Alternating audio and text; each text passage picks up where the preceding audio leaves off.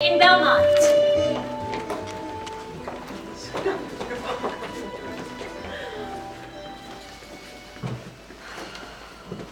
Madam, although I speak it in your presence, you have a noble and a true conceit of godlike amity, which appears most strongly in bearing thus the absence of your lord.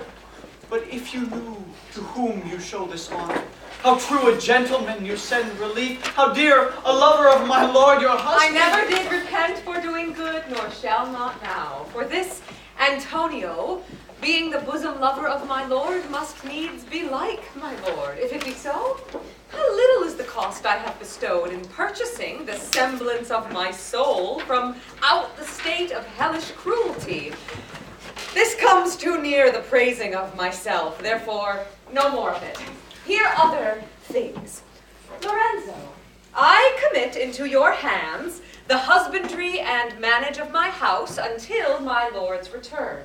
For mine own part, I have toward heaven breathed a secret vow to live in prayer and contemplation, only attended by Nerissa here, until her husband and my lord's return. There is a monastery 2 miles off, and there we will abide. I do desire you not to deny this imposition. Madam, with all my heart, I shall obey you in all fair commands. My people do already know my mind, and will acknowledge you and Jessica in place of Lord Bassanio and myself. So fare you well, till we shall meet again. Fair thoughts and happy hours attend on you.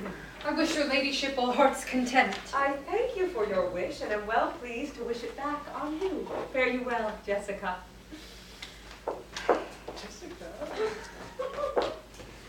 Now, Stefano, as I have ever found thee honest, true, so let me find thee still. Take this same letter, and use thou all the endeavor of a man in speed to Padua. See thou render this into my cousin's hands, Dr. Bellario, and look what notes and garments he doth give thee. Bring them, I pray, with all imagined speed, unto the access to the common ferry, which trades to Venice. Waste no time in words, but get thee gone. I shall be there before thee. Madam, I go with all convenient speed. Come on, Nerissa.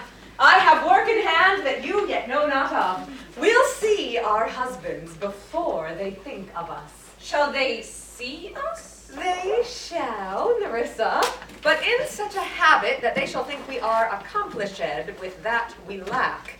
I'll hold thee any wager when we are both accoutered like young men. I'll prove the prettier fellow of the two, and speak between the change of man and boy with a reed voice, and turn 2 mincing steps into a manly stride, and speak a phrase like a fine bragging youth, and tell quaint lies how honorable ladies sought my love, which I, denying, they fell sick and died. I could not do withal.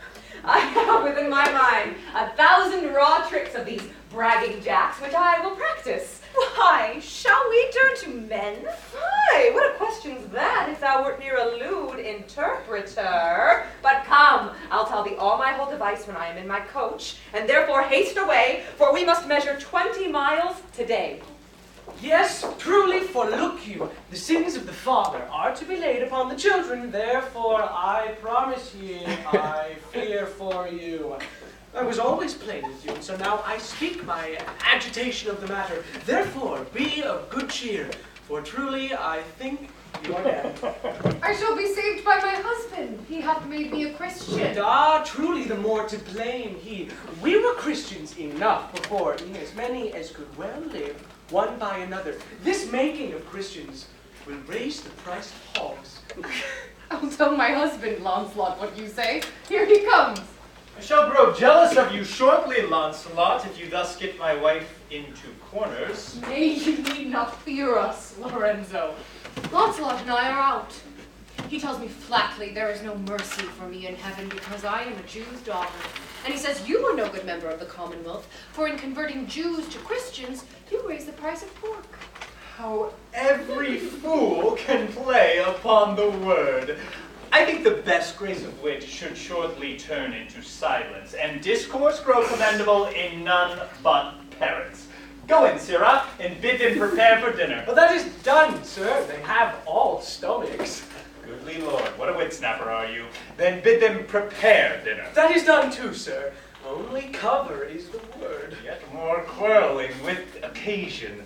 Wilt thou show the whole wealth of thy wit in an instant? I pray thee, understand a plain man in his plain meaning.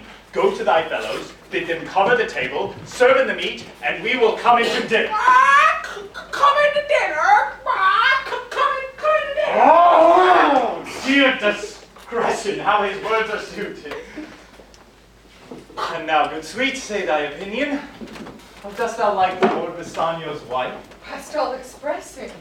It is very meet to Lord Bassanio live an upright life, for having such a blessing in his lady, he finds the joys of heaven here on earth. And if on earth he do not merit it, in reason he should never come to heaven.